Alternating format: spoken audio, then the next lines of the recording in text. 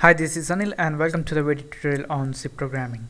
So in this tutorial we're gonna see the mktime or maketime function in C. So this mktime function or maketime function is used to convert the date and time from its broken down format, which means time and date in the form of hours, minutes, seconds, and month, date, year, to the calendar time equivalent.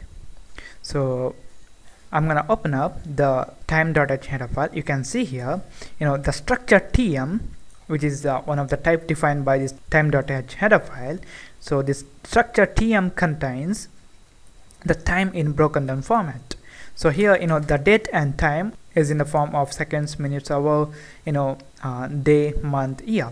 So this mktime function is going to convert the time and date from this format to the calendar time equivalent, to this form, time underscore t, which is nothing but a long time.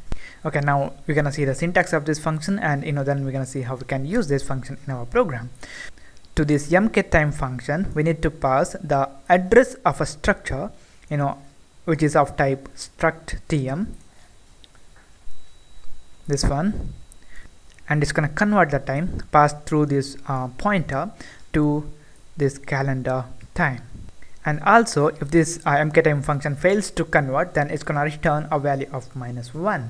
Okay, now we're gonna see how we can use this function and convert the time in broken down format to the calendar equivalent time. Okay, so first what we're gonna do is we're gonna create a pointer of type tm. So it's gonna be struct tm, and I'm gonna call it as t. And the next thing that we're gonna do is we're gonna create a variable of type time underscore t to store the return value from this mktime function. So it's gonna be time underscore t and the variable name. So I'm gonna call it as time in C for calendar format. Okay, now we need to assign values to this structure variable t, which is nothing but assigning a date and time to this variable t. So what we're gonna do is we're gonna assign the date and time. So first we're gonna assign year, date, and month. So what I'm gonna write is I'm gonna write t dot. So to assign the year, I'm gonna open up time.h. So you can see here tm underscore year should be used. I'm gonna copy that and paste it here. And also this tm underscore year is gonna contain the year since 1900. It's gonna mean that if I want to store the year of 2013, then I have to write 113, which is 2013 minus 1900. That's why what I'm gonna do is I'm gonna write equal to 2013 minus 1900. So the next thing that we're gonna do is we're gonna specify the month. So I'm gonna use t dot. To specify the month, we need to use tm underscore month. So I'm gonna copy this and paste it here. So equal to, so the current month. So the current month is September. So you can see here the month starts from 0. So for January is 0 and February 1. Similarly for December is 11. So this September is the 9th month, and to store that in this tm underscore month variable, I need to pass 8 because the value starts with 0. So equal to 8. And next I'm gonna assign the date. For that I'm gonna use t dot. You can see here day. So we don't need to change this one. So I'm gonna copy this and paste it here. T dot tm underscore mday equal to today's date, which is 25. Today's date is 25, month is 8 here, this is September, but here we need to pass the value of 8, and also the year is 2013. Okay, the next thing that we're gonna do is we're gonna specify the time. So t dot tm underscore hour, HOUR.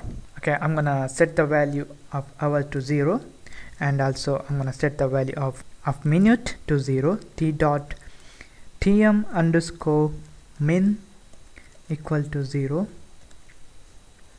and also t dot tm underscore sec equal to 0.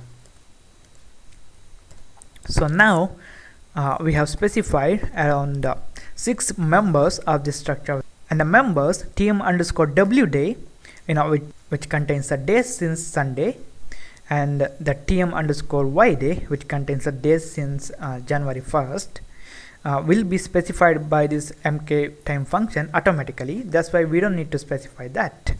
And then the last thing that we need to specify, or the remaining thing, is this daylight saving. So I'm going to copy this one. So it's going to be t dot, I'm going to paste that, equal to 0.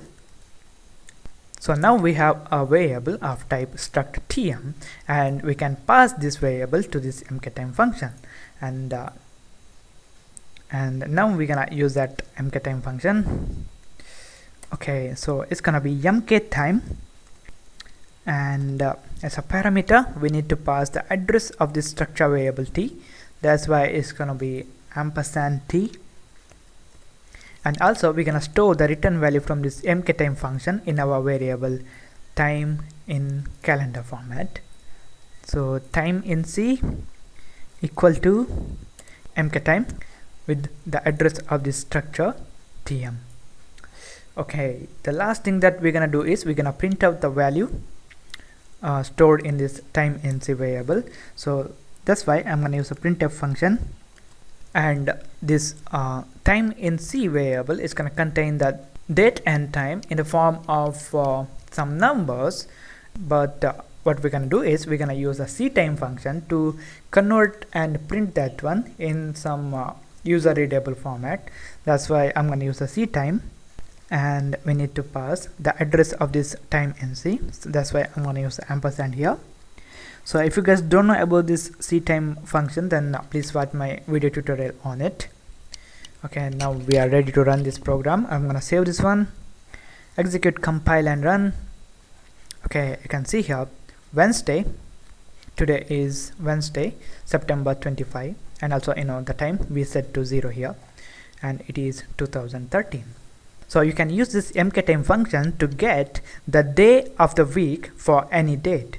So here, for the demonstration purpose, I'm gonna change this 2013 to 1990, and let's say the month is 1, which means February. Remember that for January we need to use the value of 0, and the date of 6. So when I run this program, what we're gonna get is we're gonna get the day of the week for February 6, 1990. So I'm gonna run this. So you can see here it was Tuesday. So this is it, guys. This is about the mktime function in C. Thank you guys, thank you for watching. Don't forget to subscribe to my channel, like my Facebook page at facebook.com/learninglad, and I'll see you in the next tutorial.